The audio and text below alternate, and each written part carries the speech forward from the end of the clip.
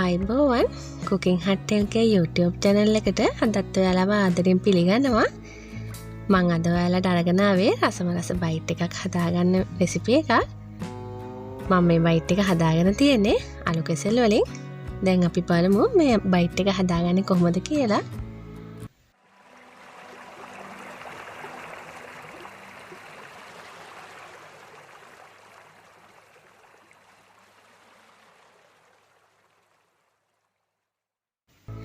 මම මේ අලු කෙසෙල් වලින් තමයි අද බයිට් එක හදාගන්නේ.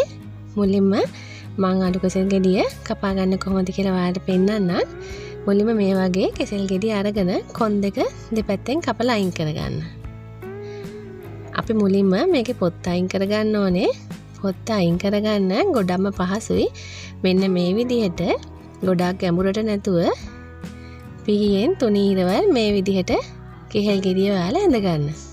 එතකොට හරි ලේසියෙන් කෙහෙල් එල්ල අපිට මේකෙන් ඉවත් කරගන්න පුළුවන් වෙනවා.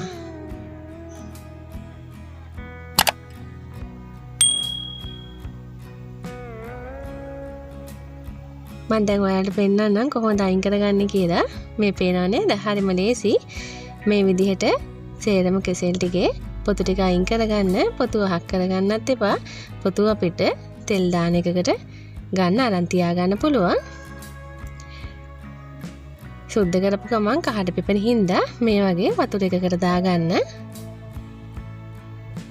දැන් මම ඔයාලට පෙන්නන්නම් මම බයිට් එකට කොහොමද අලු කෙසෙල් කපාගත්තේ කියලා.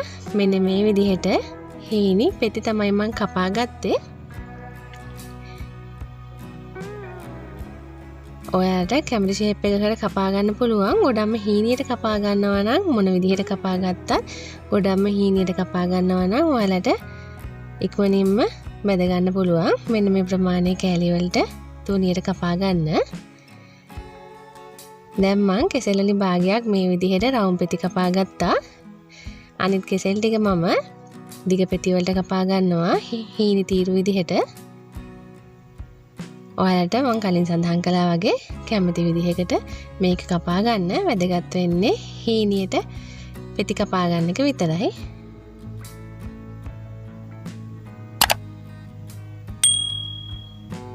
හරිම රසට මේකෙන් අපිට චිප්ස් හදාගන්න පුළුවන්. බයිට් එකට ගන්නවා නම් බයිට් එකටත් නියමටම ගැලපෙනවා මේ ආලු කෙසෙල් බෙදුම. මේ තියෙන මම දැන් කපාගෙන ඉවර කරගත්ත ආලු කෙසෙල් පෙති ටික ඊළඟට අපි ඒකට කහ කුඩු ටිකකුයි ලුණු කුඩු ටිකකුයි අත ගා ගන්න ඕනේ. ඒ නිසා මම මේ වගේ භාජනයක් අරගෙන කපාගත්ත සේරම ආලු කෙසෙල් පෙති ටික භාජනයට එකතු කරගන්නවා. දැන් මේකට අවශ්‍ය ප්‍රමාණයට ලුණු කුඩු ස්වල්පකුයි කහ කුඩු ටිකකුයි දාලා මම ඒක පොඩ්ඩක් හොඳට අත ගා ගන්නවා. මේ වෙලාවේදී තෙල් තාච්චියක් රත් වෙන්න තියලා තියන්න. දැන් තෙල් ටික හොඳටම රත් වෙලා තියෙන්නේ. මේ වෙලාවේදී මම අලු කෙසෙල් පෙති ටික තෙල් එකට එකතු කරගන්නවා. එකපාර අහුරක් අරගෙන තෙල් එකට එකතු කරගන්නේ නැතුව මේ විදිහට පෙති එකින් එකට තෙල් තාච්චියට එකතු කරගන්න. එකට එකතු කරාම අලු කෙහෙල් ටික බයිට් ටික ඔක්කොම එකට එකතු වෙලා ඇලෙන්න බලනවා. මේ විදිහට වෙන වෙනම එකතු කළාම මේ විදිහට ඇලීමක් සිදු වෙන්නේ නැහැ. ඔයාලට හොඳට ලිපෙන් බා ගන්න පුළුවන්. දැන් මේ අලු කෙසෙල් පෙති ටික බැදිලා තියෙන්නේ හොඳට. මේ විදිහට තට්ටු කරලා බලන්න කරකරස් සද්ද එනවා නම් හරියටම මේක බැදිලා ඔයාලට ඒ විදිහට මේක ලිපෙන් බා ගන්න පුළුවන්. දැන් මම දිග අතර කපාගත්ත පෙති ටිකකුත් බෙද ගන්නවා.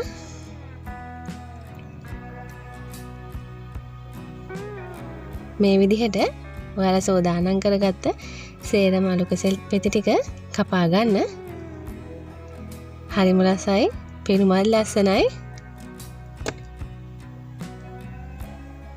ගොඩක්ම ක්‍රිස්පි ගතියට හැපෙනවා මේ වැදුම.